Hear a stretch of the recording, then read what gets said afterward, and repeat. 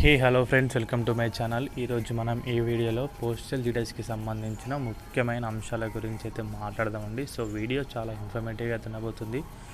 Video skip చేయకుండా చూడండి guys, last వరకు. అయితే మన ఛానల్కి ఎవరైనా కొత్తగా వచ్చుంటే సబ్స్క్రైబ్ అయితే చేసుకోండి. డైలీ ఇలాంటి అప్డేట్స్ అనేవి మన ఛానల్ అందుబాటులో ఉంటాయి. సో మ్యాటర్లోకి వస్తే కనుక పోస్టల్ డీటెయిల్స్కి సంబంధించి first merit list cut offs అయితే చూసాం. చాలా ఎక్కువగా అయితే ఉన్నాయి కట్ ఆఫ్స్. అందరూ చూసి కూడా షాక్ అవ్వడం అయితే జరిగింది. ఇన్ కేస్ మేము కూడా షాక్ అవ్వడం అయితే జరిగింది, ఎందుకంటే అంత హై కట్ ఆఫ్స్ అనేవి మేము 2024లో కూడా అయితే చూడలేదు. బట్ ఇప్పుడు చాలా ఎక్కువ కట్ ఆఫ్ అనేది అయితే ఉంది. అండ్ అదేవిధంగా second merit list cut off అనేది ఎంత ఉండొచ్చు, అసలు సెకండ్ మెరిట్ లిస్ట్ అనేది ఎప్పుడు వస్తుంది.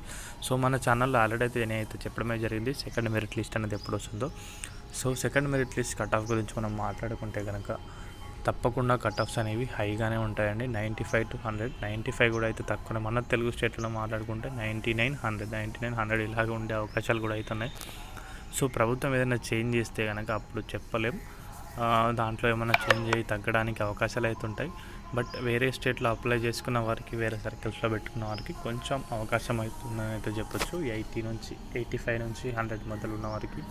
నేను ఆల్రెడీ ముందుగా చెప్పాను, నార్త్ ఈస్ట్లో పెట్టుకున్న వారికి అయితే కొంచెం అవకాశం అనేది ఎక్కువగా ఉంటుంది. ఎప్పటికైనా నార్త్ ఈస్ట్లో కట్ ఆఫ్ తక్కువగానే ఉంటుందని చెప్పాను. సో అలా పెట్టుకున్న వారికి ఎవరైనా ఉంటే కనుక వారైతే 85 నుంచి 100 మధ్యలో ఉంటే కనుక మీరు లిస్ట్లో నేమ్స్ అనేవి అయితే ఎక్స్పెక్ట్ అయితే చేయొచ్చు. ఎస్పెషల్లీ ఎస్సీ క్యాండిడేట్స్ అయితే తప్పకుండా ఎక్స్పెక్ట్ అయితే చేయొచ్చు.